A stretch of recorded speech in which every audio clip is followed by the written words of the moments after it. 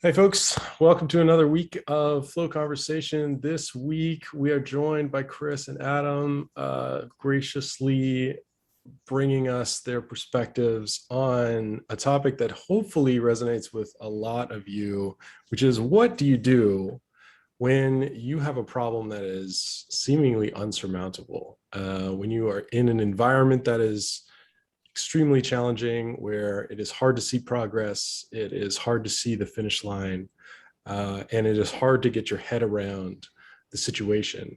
And I'm sure we all have plenty of war stories and scars that we could show off, but who's got something to start us off? Maybe a personal anecdote or something that they've been thinking about recently. Maybe I'll frame it and we can move from there. So in the process of ending one job and moving into another, and feeling guilt of leaving behind compatriots and coworkers, and we've had a lot of great experiences. How do you how do you move on, recognizing that it's not up to one person? How do you exist in an environment where complexity rules and you have to pull in that sphere of influence? All those, all the there's all these like weird interconnections of like human emotions and realities of business goals and realities of how technology works and software development, and all those things kind of come to a confluence of you having to then make decisions and do things day by day. So maybe start with that as a frame. Adam's got thoughts. Always. But I mean, it's really a legitimate question because I think it's also a challenge that you face like in greater magnitude, like the larger your sphere of influence is in the organization or your sphere of control, because the problems that you tackle are bigger. There's more moving parts, there's more people, there's just more of the whole organization that you have to either like transform or change or like redirect in some way. And like I've hit that wall too when you're like, this is too, like there's too much here for one person to do. Like I think we can all relate to that. I know that I've like felt that way before too. And it's like figuring out a way to temper your desires versus expectations. Like what is really one Right. thing that you can do as opposed to um like I think Chris, you read what a better value sooner, safer, happier.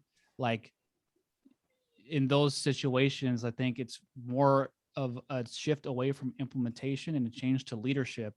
Is leadership, like leaders can't do the implementation. All they can do is sort of like hope to kind of pull people in a certain direction, or sort of like lead them to a particular place. And that's all, like that is all you can do. Like as you move away from kind of the boots on the ground, like the frontline position where like, yeah, I can actually do something about this because like I am responsible for this, so I can do it. But as you get farther removed from that, then your perspective on the problem has to change, and like your mindset with the problem has to change. Like I find myself sort of guilty of pulling up the implementation perspective to the leadership perspective, like to Mm, that kind of position, but it doesn't really fit.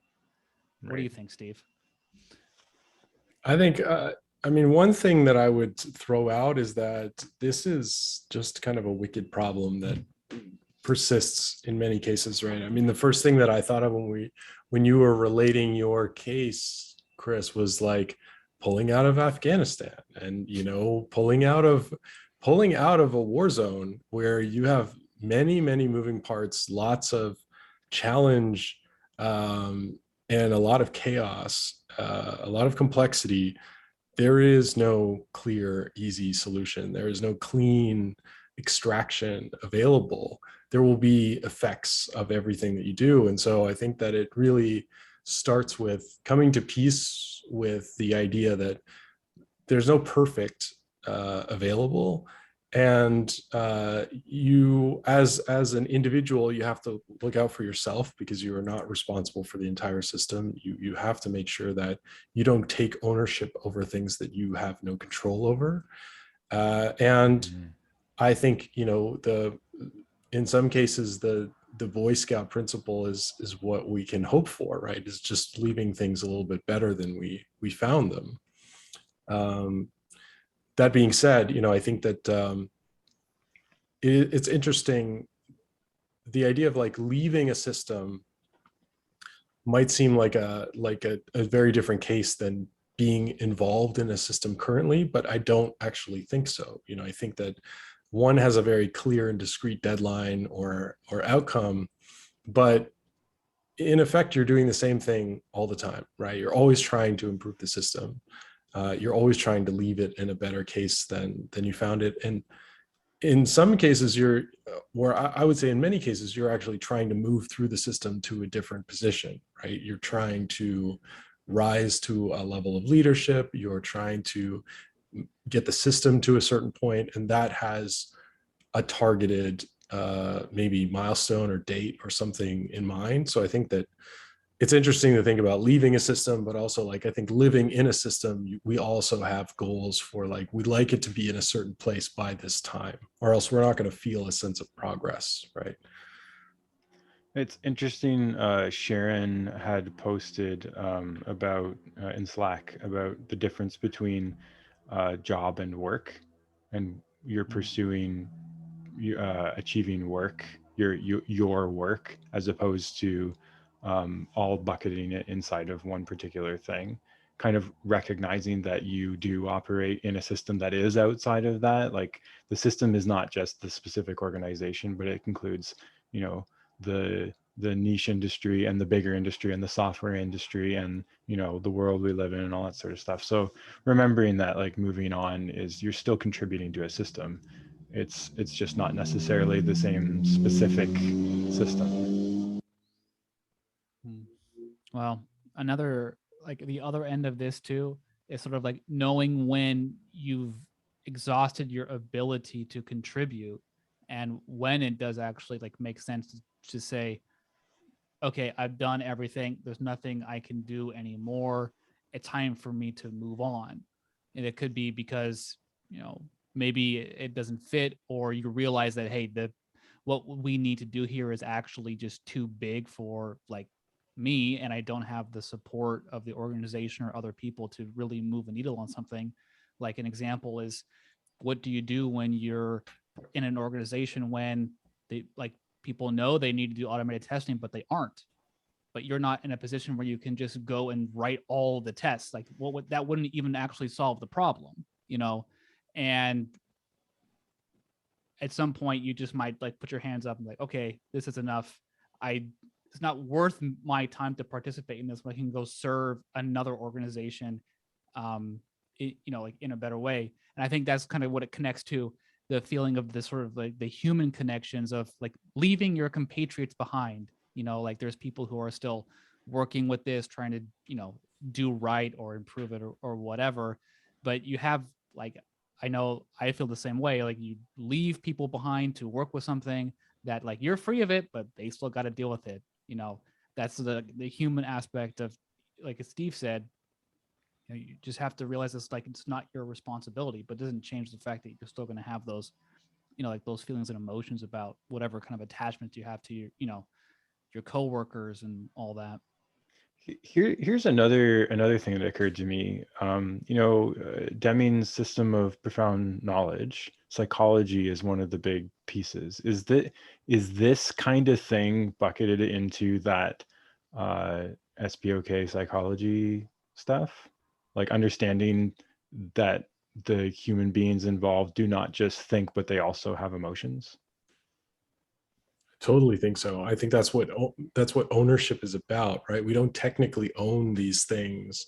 We take ownership, right? We sort of feel a sense of attachment to either a present state problem. So maybe we're focused on, oh, this needs attention, and I want to contribute to making this better. Or we have a vision, right? We have an outcome in mind, and we kind of get attached to that outcome, and we say, I feel very strongly that achieving this outcome will be valuable and meaningful to me. So this is going to motivate my action. And I think people feel that to different degrees, right? Based on culture and upbringing and their perspective, and a real sense of ownership, like incentive can be factored in there too. And all of that kind of ties up in our perception of these challenges and how closely we feel attached to them. Mhm. Yeah, and that's where bring it back to system of profound knowledge, like knowing like having some understanding of your own psychology, and the fact of like, if you're looking at a really big problem, maybe it starts out small, but like it kind of grows because you see it, like it just expands in scope as you uncover more of it, right? And you get sort of that gap between what you're able to do versus that outcome becomes larger and larger the more you explore the problem, right? And then that's where that sort of feeling of this is too much or it's too big or this sort of like frustration comes from. And that can be the indicator that you need to throttle yourself, like throttle your scope of whatever your, part of the value stream or organization is, to reduce that gap between what the intended outcome is versus like what you're able to do. So you kind of become cautious about like trying to really bite off more than you can chew, which will inevitably lead to the feeling of this is too much, or like that you take that down the line of like the disillusionment, maybe even the feeling of like burnout, or sort of like a depression type feeling. So having that understanding of psychology to throttle yourself back before you like start going down that path. That was one really important thing that I learned throughout just throughout my career, was like, yeah, as a developer, you can work on anything that you want to. And there will always be more problems and bigger problems than the ones that you have. And there will always be ones that are way outside of your ability to actually completely solve, especially when it involves changing people. So like understand the psychology and throttle yourself back to something that like you can actually do to improve or work on. So you don't just like spin out and go in that different direction. I like that throttle back mental model. It's neat. Yeah, it makes me think of managing expectations, right? I mean, we can derive so much satisfaction if we manage our expectations, and we can also go in the opposite direction, right? If we expect big things and that's not easily accessible to us, we can be very disappointed. Whereas if we just expect progress, or if we don't expect to actually achieve things that are clearly outside of our sphere of influence, then we could be a lot more satisfied with the progress that we see or the outcomes that we see. So what about dealing with this situation? I mean, we've kind of walked around what this looks like, what this feels like. What are some strategies for kind of making the best of these situations? I could start. One of the ones that like I kind of put together when I was in these tough situations, and either, it wasn't always leaving an organization. Sometimes it was just coming to leadership and saying like, I feel like I'm stuck here, right? I feel like I'm not making the progress that I would like to. And it was something of like a form of outcome mapping. Before I started doing outcome mapping, it was basically like, here's the thing I'm trying to do. Here's the obstacles that I'm finding. And here are the investigations that I've sort of tried, like here's the things that I've tried to get around the obstacles.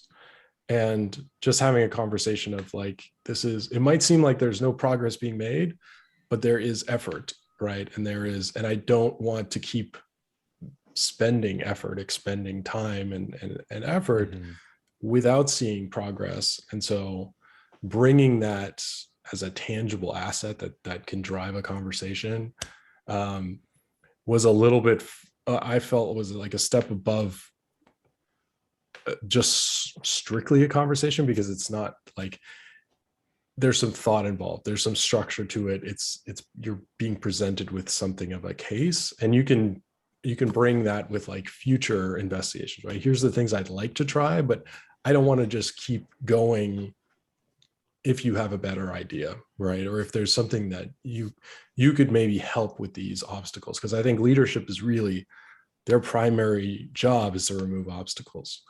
So I think that having a way that you can help them do that job better, or make it easy for them to do that job, can make that better. But if you're leaving an organization, you can also have that and kind of just settle your mind and say, like, here's what I was trying to do. Here's all the things that were in the way, and kind of come to terms with that, and hopefully resolve that in your own mind, and feel okay about it. I found one helpful tool was the visualization of what's the one thing that you need to be focusing on. So when you see the infinite problems and possibilities all around you, recognize that there's actually only one thing you can work on. And so what is that, and what's the next step in improving that one thing? So you put everything on a, diagram or paper or whatever, just everything you can think of that could be potentially in the way, and then you start categorizing them, and then you start remembering what are you being held to success for. And if you don't have that, then you can have that conversation. And then given what your success metrics are, you can then look back at your big huge pile of clumps and say, oh, it's this clump, and what's in that clump, what's the thing? And then you can throttle back your brain to just, okay, I just need to worry about this thing, and then we'll reevaluate later. Well, then now we're just right back to the system of profound knowledge and having an understanding of psychology, like the idea of like horse blinders, or like being able to really Right. only focus on one thing, but being able to actually train your mind to be able to, like, when you get into that state when you don't know what the one thing you need to be doing is, how to pause, look at what's happening, and then say, okay, there's too many things. I need to organize, take one thing, and then continue. Like, the feeling of like overwhelm comes from when you haven't done that for too long, or there's too many things going on for you to actually say, this is what I can do. This is what will move me closer to what my objective is. And like, if you can't figure that out, you kind of have a different problem. But I think in most cases you can. But that, like, mental technique of reducing the problem space down and focusing on one thing is applies to almost anything you would do in your life. It's not just like in your career, but it's an example of how you need to train your mind to put a perspective on, like, what is the one thing that I can do today. It's like stacking. Like, that's that book, was it like Atomic Habits or something like that, like doing just like training your mind to do this one little thing and just focus on doing that. It's like that kind of habit will take you pretty far, I think. Yeah. Well, that seems like a great place to leave it.